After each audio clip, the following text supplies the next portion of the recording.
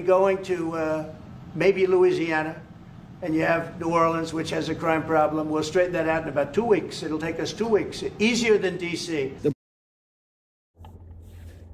What's up, good people? It is Monday, September the 1st, 2025. Just want to come on here and speak to you guys. So, as a lot of people know, in which I really don't feel comfortable with calling it an anniversary, but it was 20 years ago that Hurricane Katrina hit New Orleans or Louisiana, I should say, and a lot of Louisiana, more so the New Orleans area, ended up being flooded, and it was because of the levees that were put into place to keep the water out failed, allowing the waters that surround the area to intrude or come into, the city. And so I just want to talk about that a little bit, just because there's a lot of conspiracies, or maybe a few conspiracies, to where people had been saying that the levees were intentionally compromised, causing the floods because of government reasons. Whether or not that's true, I don't necessarily agree with that. I just believe that with the winds from the hurricane and the water pressure itself caused those levees to give way. And I could be wrong, but that's what my thoughts are. But regardless of, and don't get me wrong, if it was done by the government, that's terrible. But at the same time, regardless of how it happened, we all know what the outcome was, where roughly about 2,000 people lost their lives in New Orleans or in Louisiana. And what really shook me to the core is the fact that the president at the time, who, once again, I hate to get into political parties, but he was a Republican. It's a known thing, which was Bush Jr. Or I think that he's a junior, but the second Bush was in office. And this guy literally put off, in a sense, the magnitude. He made it seem like it wasn't that big of a deal as far as what happened to New Orleans. This guy was on a vacation and he was touring and doing all these other things, and it literally took this guy over 2 days to actually see the devastation firsthand and to take action on trying to help those people that were in such a mess down there in New Orleans. Now, my thing is, as a leader, a true leader, if once you hear that something terrible has happened within your organization, whatever you are a leader of, you are to take immediate action, especially as a so-called commander-in-chief, and you know the magnitude of what happened, but yet you do nothing for more than 2 days. As soon as he heard what had happened down there, he should have been cutting his trip short, and he's supposed to have been heading back to the States or wherever and going to New Orleans and helping those people. But once again, when I tell you that a lot of times the wrong people get into power, and whether it's because of the name that they carry, if it's because of the lies that they spread and they fool the people, but a lot of times these people's true colors are revealed at some point in time when they're in those positions. You can only lie for so long before the truth has to come out. You can only wear a mask for so long before you have to take that mask off and reveal who you truly are and what you're truly about. And that's what happened with that president. And here we are now in 2025, and we have that same type of person in office. And as well, back to the Katrina situation on how the military was deployed to New Orleans, and they were supposed to be sit down there to actually prevent crime. They weren't sent there to help the people. At least, well, let me stop. There was a general who's from New Orleans that initially was sent down there to coordinate getting these people out and helping the people that were stranded in New Orleans. But after so many days, the military, more military, National Guard, or whomever it was sent into New Orleans, and they were walking around, pulling their guns out on people, threatening to shoot people. Then you had the governor, I think she was, of New Orleans saying that these people are there to shoot and to kill. Not to help and protect, but to shoot and to kill. Imagine your governor coming on live television telling you and your family that they're sending in the military to shoot and kill people who are out looting because these people have been stuck in dire situations for more than 2 freaking days with no food and no water. And so these people started to breaking into grocery stores and different facilities in order to get dry clothing, in order to get food and to get water, because they're not being supplied their needs are not being supplied by the government. And your own governor sends in the military to shoot and to kill.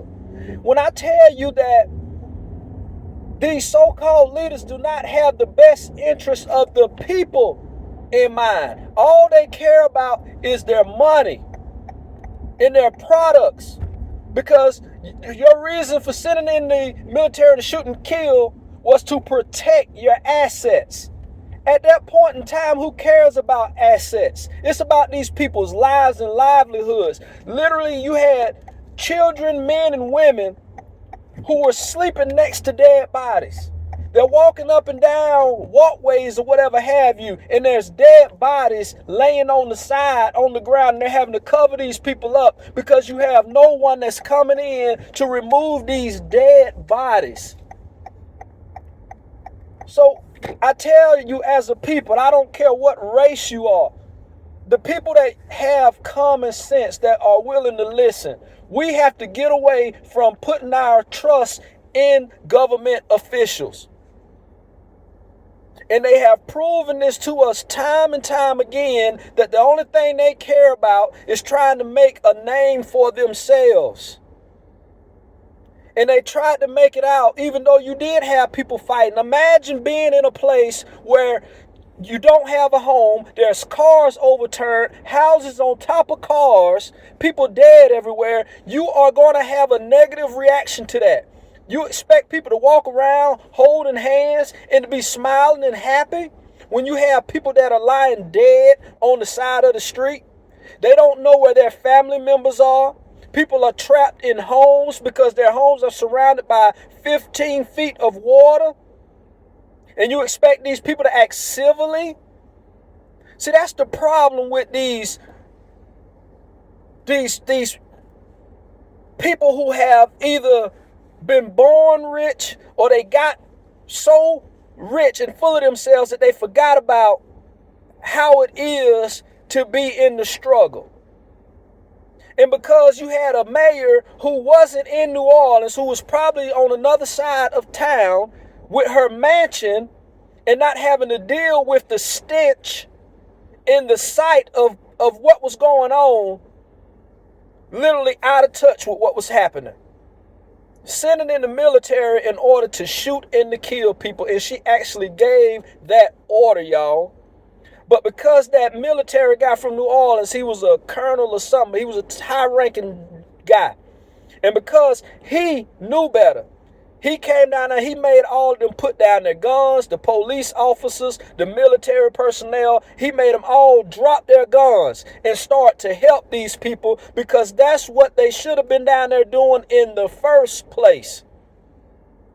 And looking at what was happening, it just opened my eyes up to the fact that if this country was to ever go into a full-fledged war to the point where we got bombs dropping on us like the Ukrainians are going through, like it is over in Israel and Palestine, that the entire country would be in an uproar and we would be like it was in New Orleans. People fighting over food, people fighting over water, clothing. But like I said, y'all, we got to stop depending on the government for everything, because they do not have the answers. Like I say, they did to make themselves bigger, to have a name within their community or within the country. They didn't do it to get in there to help the people. They didn't. And there's so much more I could talk about, y'all. But I got to go for now, and I'll talk to y'all soon. Hey guys, I'm back. It is still Monday, September the 1st, 2025. But I want to come back on here just to finish up my thoughts and everything as far as talking about Hurricane Katrina and the response that they received and how these people were treated as if they weren't human. In which I don't want to go back and start talking about slavery and the civil rights in this country, because majority of the people are fully aware of the things that black and brown people had to go through and endure during those times, as well as the white people that were brave enough to stand side by side with the black and brown community and the suffering that they had to face as well. But I really wanted to focus more so on the topic of the military, because like I initially told you guys, that the military had come down and initially they were supposed to help the people of New Orleans. But then all of a sudden, because of the people having to go into survival mode because the government was not taking care of their needs, the governor basically had given the military the okay to shoot on sight if they felt like it was a necessity. In which, just for looting a store, for people to be shot because you're looting a store, that gives people of who know our history, that's reminiscent of how they treated the slaves. If you were caught taking bread or sneaking away or learning to read, they would literally hang you or chastise you, give you lashes for doing so. But like I said, that's been 20 years ago, which is a long time, but it isn't a long time. And it goes to show us the mindset of certain people. But on the topic of the military, as far as what it how it comes into play today, and we are all fully aware of what the current commander-in-chief of this country is doing and what his plans are to do. And that's to deploy the military in certain states and in certain areas, because he's not deploying the military throughout the entire state. We have to understand that. So when they say, oh, they're going to deploy the military in Washington, D.C., that's not going to be the entirety of Washington, D.C. That's certain areas. Chicago is a city. Illinois is the state. So he's deploying them in that city. And speaking of New Orleans most likely is going to be one of those cities as well that are on the list to have the military deployed. And the military isn't coming in to help those people that are struggling with whatever problems they may be going through. Because some people commit crimes because they're having mental breakdowns. Some people commit crimes because they have been pushed to that point by an agitator. Some people commit crimes because they feel like they don't have any other option and they're starving, so they're stealing out of stores in order to feed themselves. So they're not going to come in to help those people. They're coming in to bring further chastisement upon those people. And so with that, just like that shoot to kill idea that other governor had back when, it's that same idea that this president has now. Even though he's not saying it, but I guarantee you that he has given these people the right and the okay to shoot to kill if they feel like it's needed. In which we have to understand that we cannot always go off of what we feel. We have to go off of reasoning and what is the truth, because feelings can sometimes completely distort the truth.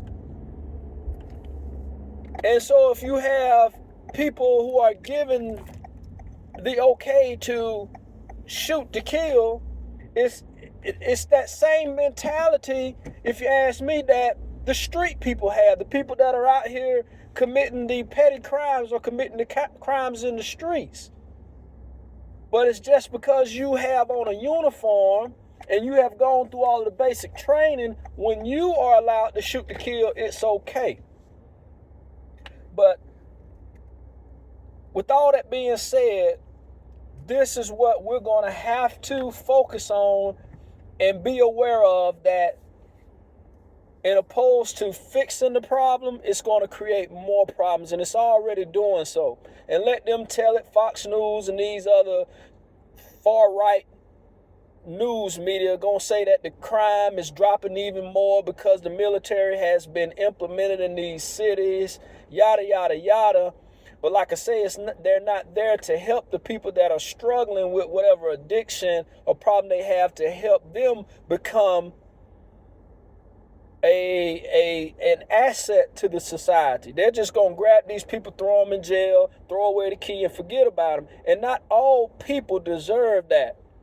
I have a history and a past, but I decided to change my life because I couldn't see myself sitting in somebody's prison for years on end or for the rest of my life because of the decisions that I have made. But sometimes when you have addictions, those addictions overtake your rational thinking and you make decisions that truly don't line up with how you should behave in society.